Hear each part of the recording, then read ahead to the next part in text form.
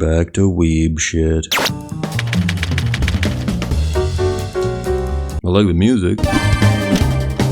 Okay, so this is weeb shit combined with Cuphead shit. Match made in hell. I do like the idea of combining art styles instead of sticking to just anime or just photorealistic or whatever. It definitely helps a game stand out and leave more of a lasting impression in players' minds. And judging by how much people kept pestering me to review Skullgirls, I'd say that definitely applies here. This for sure leans more on the anime side though, so still weeb shit. I like the backdrop, kinda like 1920s New York or like Rapture from BioShock. Looks cool. From what I've seen, all the fighters are women, except I guess that guy, and maybe that. An entire cast of big-titted anime waifu. I mean, how horny can you get? Other fighting games will settle for like 4 or 5 pairs of tits, but these guys were like, no, I want all of them to be tits! God damn, slow down. Filia!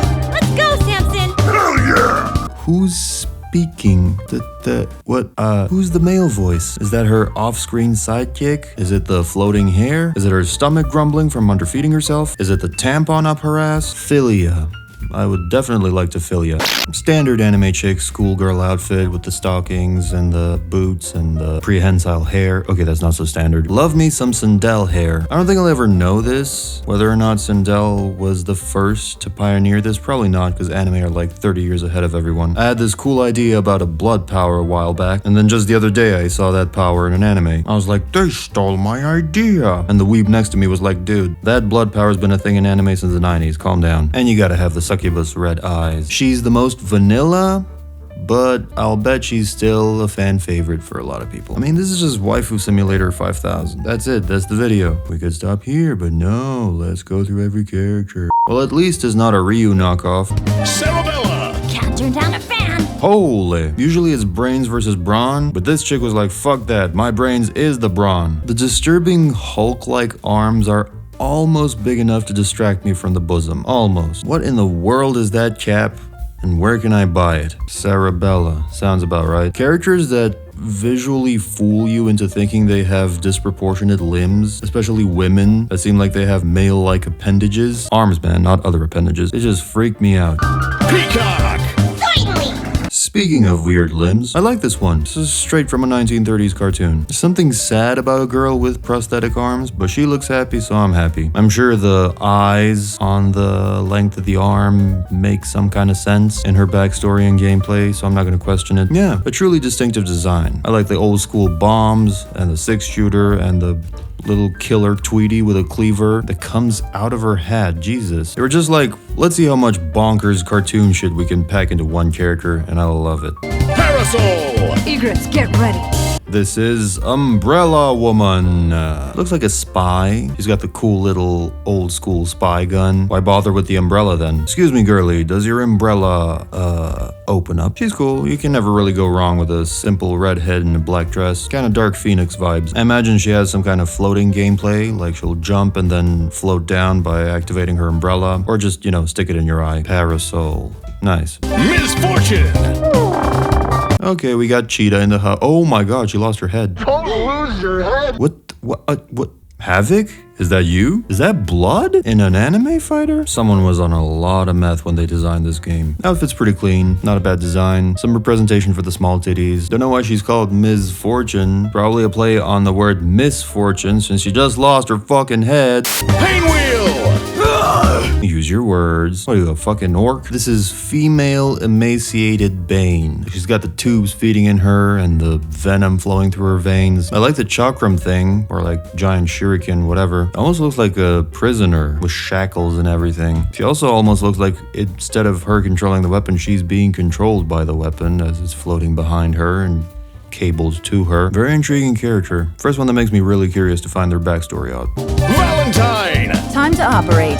Good gods, man. I think Mai has some competition. I mean, if you didn't have a lewd nurse in such a game, I'd be questioning what the hell you're doing. So yeah, fair. Design-wise, she's pretty interchangeable with the first chick and the second chick and the meow meow chick. Not a lot to set them apart from each other, but she still looks pretty cool. Time to operate. The only thing to operate here is your goddamn jugs. They're too big. Double! Your sins have no absolution. What in the... Guys, I had a dream last night. It was, agony. but in a fighting game. It was a woman in another woman with creepy eyeballs on, tentacles everywhere. I know that sounds a little extreme, but hear me out. And everyone else was like, sold. What, really? This has to be a mushroom trip. There's just no way a sane, sober person could even come up with half of this shit. These people were like, okay, we got cleavage, mega cleavage. This one's got giant boobs, but it's still not enough. I want naked boobs, and I want them to jiggle like dough in a bread maker. Aw, don't be sad, man. I'm sure there's worse chicks in this roster you could get stuck to. Literally stuck to. Is that a woman trapped in another woman? Is that Beelzebub's daughter? Is that two lesbians having a go at each other? I am sickened but curious. I mean, I'm gonna rate the design highly. It's just gross. That's gross. Squigly! Ready? Tally-ho! Yet another male voice. Okay, so this is some kind of a team-up situation. We got the chicks, and the chicks have these like prehensile weapons that go through their fucking brains. What the fuck? This is like a zombie mouth wide shut, sewed shut type situation. That's a cool design. Okay, so the whole theme of the game is Siamese twins. You have a girl and you have an ancient monster weapon thing that the girl bonds with in very non-PG ways. And they make a team. They're a team. They're gonna fight other non-PG girls for the title of Skullgirl. What, no cleavage? I'm insulted. Let me see if I get this straight. She has a snake with a kunai on the other end going through her skull. Oh, skull. Oh, that's why you call it Skullgirls. Okay, so the weapons pierce your skull, potentially take control of you, potentially not. This is weird fighting style, man. All I have to do is yank the tail and I yank your head. Potentially very innovative, though, in terms of animations. I want to see a lot of head banging and hair twists and twirls, and a lot of giving head, apparently. Big Bam! Back on the beat. Okay, so this is a guy. I've seen this before. Seen a combo that this guy does on some chick, and it looked fucking ridiculous. In the best way possible. I think I even used this in a video for 2 seconds as an example of just creativity that fighting games are capable of, and that Mortal Kombat isn't. Not that this guy should be anywhere near Mortal Kombat. This is way too ridiculous for that franchise. But the idea of literally fighting with musical notes, having a whole big band inside you, that's pretty damn cool. Big Bam! And when you kill him and make him explode, he becomes Big Bang. Fukua. We're gonna get you. Of course, you have to have a palette swap. All these fucking games have to have palette swaps. And the only fucking game that gets fucking shit for having fucking palette swaps is fucking Mortal Kombat. Eliza!